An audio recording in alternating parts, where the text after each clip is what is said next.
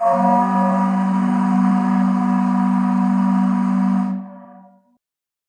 again, welcome. In this episode I decided to get some photo-etched or PE parts for the model. PE parts add extra detail. Specifically, they add much more detail than typically comes with a smaller kit, like this one. These also help certain people, like me, that have two left hands that would struggle to do this kind of detail with either plasticard or painting. They're also, typically, reasonably cheap. Why did I bother, given how bad this model has been so far? Well, I had bought these parts before I realised, but in hindsight it's probably a good thing to film this process and show it. And to a degree, some of the draws of models, for me, is to make them as nice as possible, even from lesser kits. So the parts are Edward Zoom SS626, which is made specifically for an Academy 172 F15E, which is what we have. There was only ever one tooling of this model, which means the parts have never changed since it was first made, and yet, looking at the instruction, there's some detail that is different or missing, which is strange because Edward is typically pretty spot on. So I'm happy to blame Academy, who made the model, for this one again. What does this mean? Well, it means some bits will need adjusting. Edward is probably the most well-known PE parts manufacturer, and from looking at this detail, you can see why. This is what PE parts typically look like.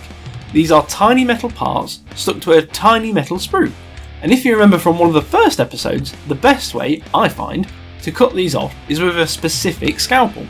This process is mostly the same as with a regular model. Read and understand the instructions and follow them in order.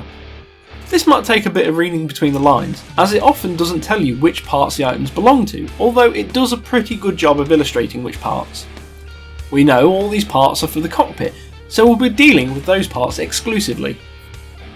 Another thing to consider is, if you're going to add PE parts, it's better to do this before you assemble the model.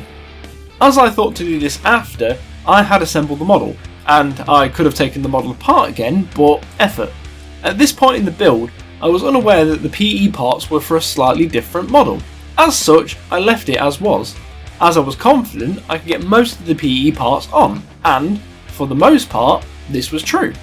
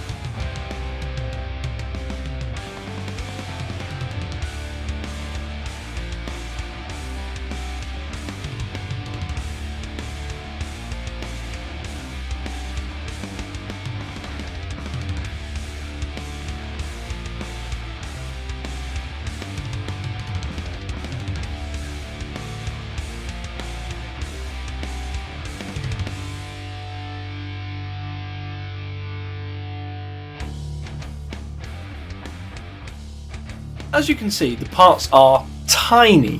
My aforementioned clumsy hands really struggle with this kind of work, so I take extra care to make sure that I handle the parts correctly. Don't bend unless you're supposed to, break or lose them. I then assemble my tools ready to fit.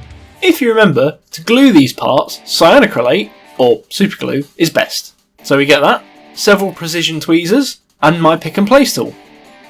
I've previously mentioned precision applicators for cyanoacrylate, but ready for this, I decided to treat myself to some.